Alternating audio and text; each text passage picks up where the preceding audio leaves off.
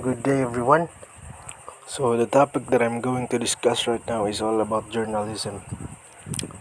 There are many definitions of journalism, but the most familiar ones are those given by Noah Webster, by Fraser Band, and by the Encyclopedia.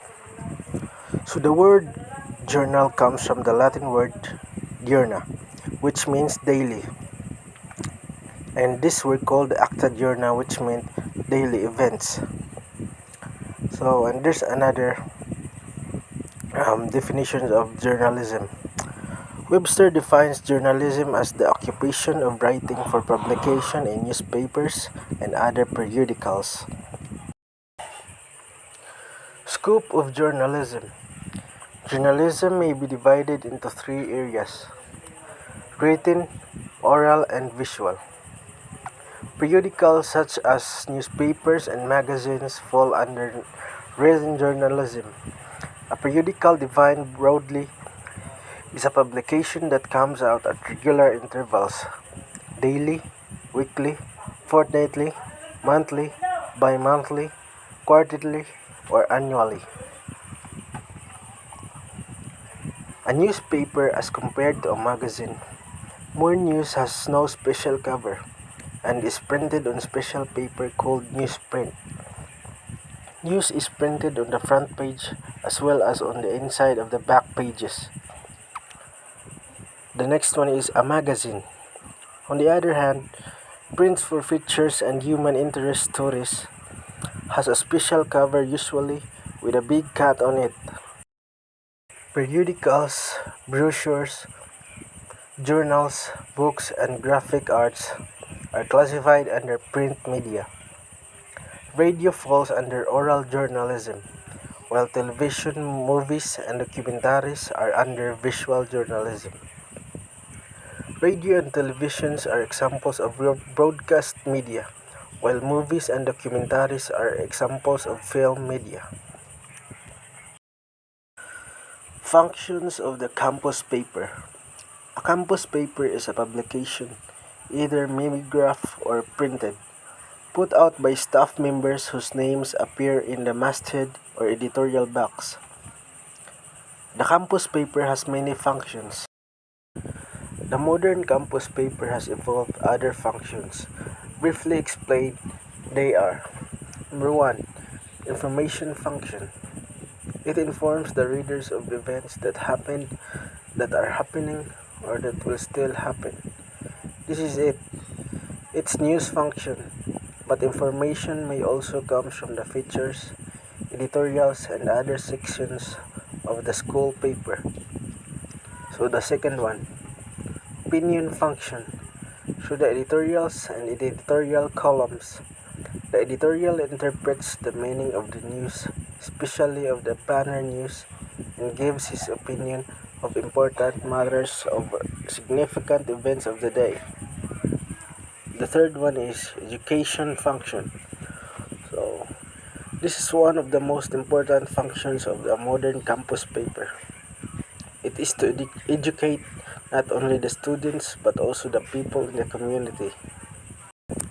Watchdog function. The school paper acts as the guardian of the students' rights. It serves as the eyes of the readers.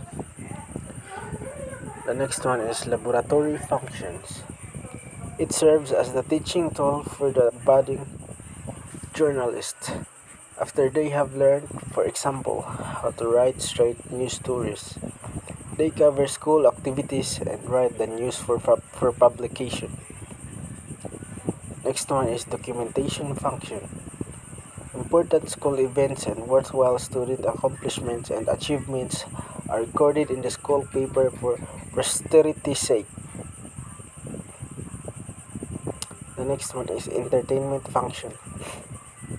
The school paper, like an interesting book, keeps the reader company, especially when he is alone. Most human interest stories are very interesting to read. And the last one is developmental function. In a developing country like the Philippines, scholastic as well as commercial journalism has been given nobler significance. So developmental functions writes about economics, population, health, nutrition, environment, agriculture, and other development topics. National and campus newspapers compared. A newspaper is a printed publication which is published and sold at regular intervals. Its main purpose is to provide news for its readers. The paper also tries to explain what the news means, so its print comments and opinions. Another purpose is to entertain and teach with photographs, cartoons, and other interesting features. A paper which is published every day is called daily. Papers published once a week are called weeklies. A national paper is one that can be bought easily anywhere in the country, while national paper falls into two categories: the popular papers and the heavy or quality paper. Popular papers presents their news in a bright, lively fashion with easy-to-read articles and many photographs. Heavy or quality papers emphasize the more serious subjects and print longer articles about them. Some newspapers publishers produce Sunday papers, sometimes with similar nameplates as the daily papers. These are not Sunday editions of dailies. Busy people have time for reading on a Sunday. A Sunday paper has more pages and contains more articles than a daily paper.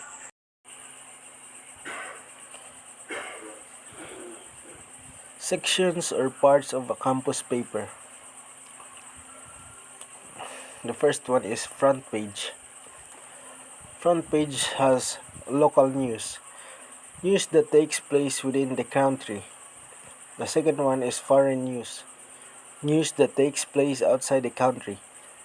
The third one is Dateline News, an out-of-town news story.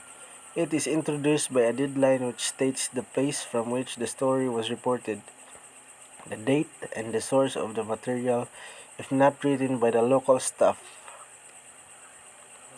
The next is weather news.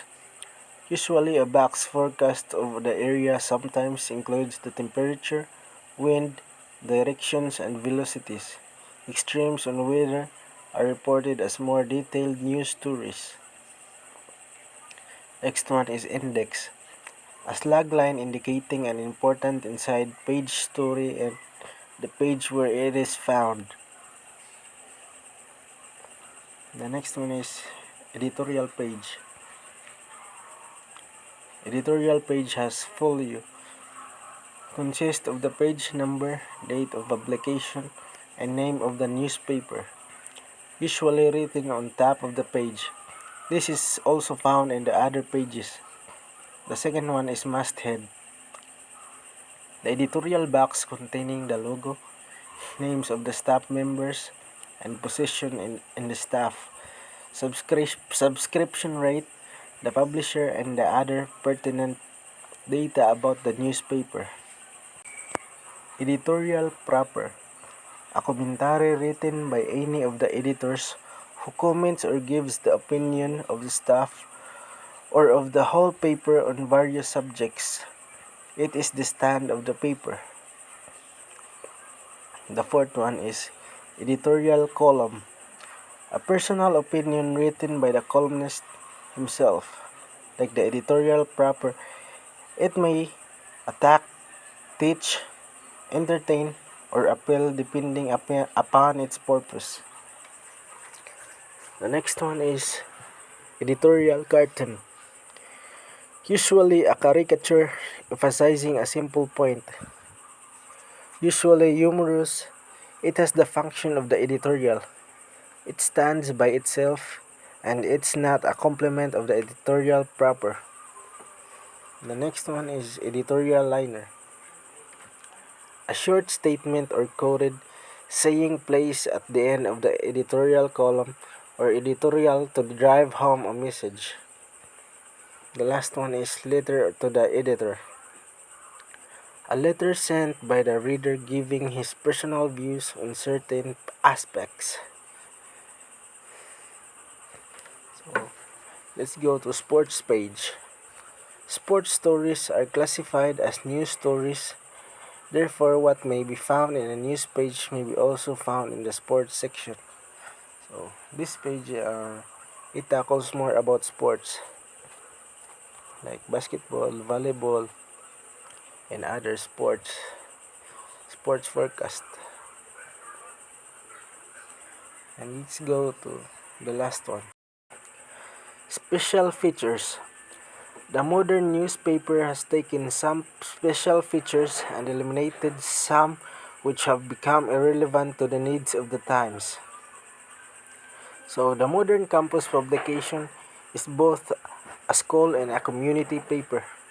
It is for this reason that its content is similar to that of the metropolitan paper, minus the business and agricultural sections, the shipping, movie, TV, and radio guides, the display and classified ads, and the comics pages.